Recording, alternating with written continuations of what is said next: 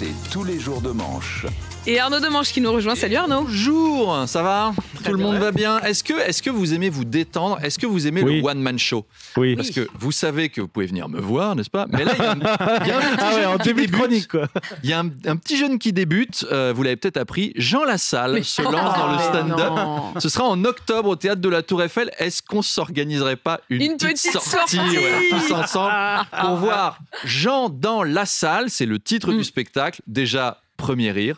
Franchement, un ancien candidat à la présidentielle qui fait du one-man show, est-ce qu'on imagine, je sais pas, Valéry Giscard d'Estaing faire du stand-up, quoi? Bonsoir à tous, faites du bruit. L'autre jour, j'ai un anémone en boîte, ils ont fait un lâcher de salope, c'était de l'élevage. La salope d'élevage n'a aucun goût. Chasser, les dédis. Bah oui, on reprend les classiques, évidemment. Hein, ou Laurent Wauquiez faire du stand-up. Bonsoir à tous. Salam les Roya. Est-ce qu'il y a des Algériens dans la salle? Vous avez vos papiers? Non? Eh bien, il y a un bus en face du théâtre qui est prêt pour vous emmener en tournée à Saint-Pierre-et-Miquelon. Emmanuel Macron qui cherche une activité pour après l'Élysée, bah voilà, hein, il peut relancer les vampes. Hein. Puis il va essayer de pécho Gisèle et Lucienne. Bonjour Gisèle, c'est joli cette petite blouse à fleurs. Mais vous avez une gaine en dessous, coquine.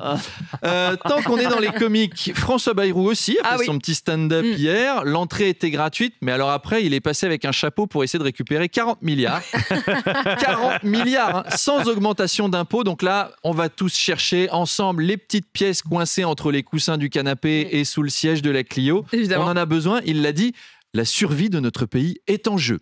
Nos finances sont dans un état catastrophique. Et on se demande pourquoi. Ils ont fait un travail formidable, lui et Emmanuel Macron, depuis 2017. Tu sais qu'il a été haut commissaire au plan pendant 10 ans. Et là, il convoque toute la presse pour dire que finalement, les plans étaient pas bons. Enfin, c'est quand même naze.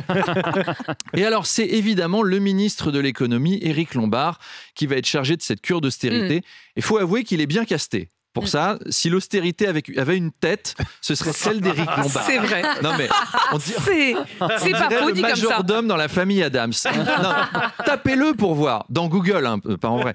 C'est un homme, tu sens qu'il aime l'austérité. D'ailleurs, la dernière fois qu'il est venu, je lui ai un peu parlé dans les coulisses. Il m'a raconté comment il avait rencontré sa femme.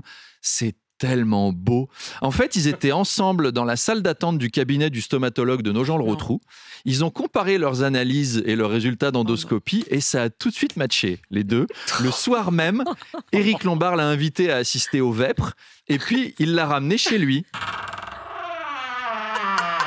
Vas-y, entre. Il fait un peu froid, mais je suis contre le chauffage. Ah, c'est vrai? Moi aussi. Attends, je mets un peu de musique.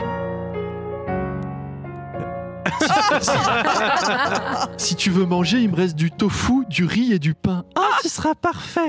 Attends, je dois nourrir les bébés. Les enfants, papa est rentré. Oh, toi aussi, t'aimes les corbeaux? Ça te dit, on fait des mots croisés? Oh, mon cœur bat tellement fort. Je suis à 11 pulsations minutes. Moi aussi. Quelle intensité! Prenons une tisane. Et ensuite, je mettrai mon pyjama rayure et je te lirai l'annuaire. Ah, tu m'excites. C'est tellement beau. C'est l'amour. Sandrine Rousseau, tiens, à propos d'amour, a appelé à légaliser l'euthanasie pour les clandestins. Oui, c'est une nouvelle dont on n'a pas entendu beaucoup parler. Mais sur CNews, ils ont retenu le truc quand même. On part chez la toujours objective Christine Kelly. Et oui, car Sandrine Rousseau a demandé à légaliser l'euthanasie pour les clandestins. Oh non. La clairvoyance a enfin frappé cette pauvre femme. Mais cette proposition, aussi intéressante soit-elle, est-elle crédible, Éric Zemmour? Alors là, Christine, je vous avoue que je ne pensais pas retomber amoureux à mon âge.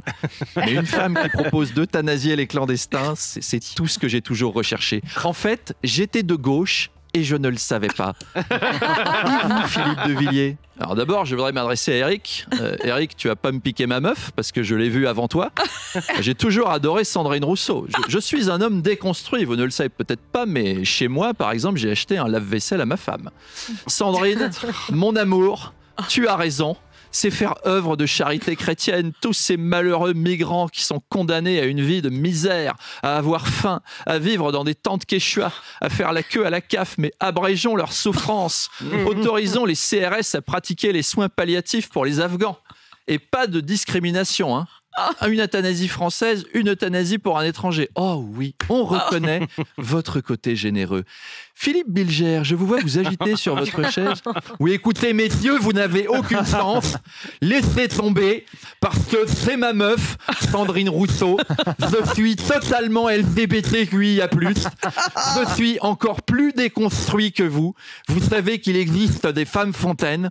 Eh bien, moi, je suis un homme fontaine quand je parle et je suis le seul en Europe.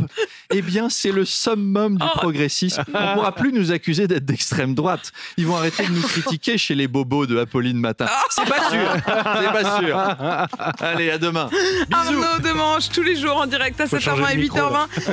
En podcast, bien sûr, et en spectacle. Tiens, pour les One Man Show, c'est à Ludre, à Besançon, à Dijon, à Lyon et bien sûr à Paris, la Cigale. Demanche pirate, le face-à-face. Arnaud Demanche qui, chaque matin, bonjour. pirate le face-à-face. Salut Arnaud. Hello. Mon invité ce matin, c'est la ministre du Travail, chargée du Travail et de l'Emploi, Astrid Panosyan-Bouvet. Oui, du travail et de l'emploi. On voit pas bien la différence entre travail et emploi. C'est un peu comme si Agnès Pannier-Runacher était ministre de l'écologie, des trucs écologiques et des pelouses.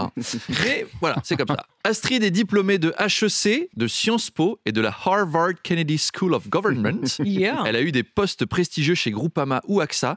Tout ça pour finir par bosser pour le maire de Pau. C'est quand même un peu surqualifié pour être secrétaire de mairie. Et elle vient nous voir suite à la grosse actu d'hier. François Bayrou a donné une conférence appelée « La vérité permet d'agir ».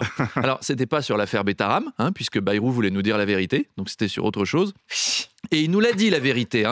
Il nous a dit « Vous travaillez pas assez !» J'avais l'impression de me retrouver à 10 ans quand j'avais piqué 20 balles dans le portefeuille de ma mère. On s'est fait engueuler pendant 2 heures.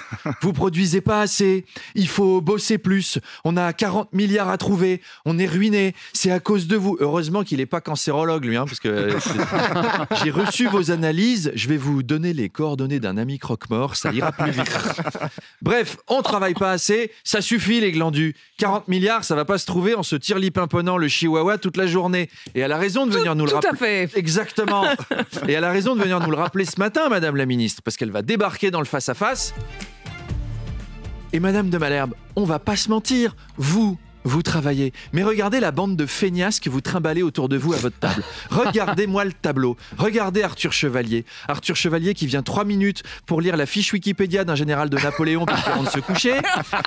Pierre Rondeau qui daigne se pointer une fois tous les 6 mois pour nous refourguer un post-it que Manu Le Chypre lui a laissé sur son bureau. C'est vrai. Sébastien Krebs qui travaille quand Charles Magnin n'est pas là, c'est-à-dire 4 fois par an. Parce que Charles Magnin, c'est le gars qui travaille même pendant vos vacances de Noël. À un moment, on va quand même le rappeler.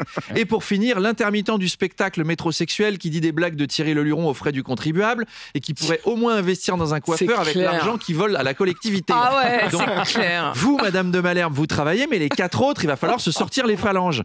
Et je parle même pas de vos auditeurs. C'est ça qu'elle va nous dire, Madame la Ministre. C'est sûr. On a hâte. J'ai hâte. Rendez-vous à J'ai hâte de me faire 8h30 engueuler. pour tous se faire engueuler. La France va prendre cher.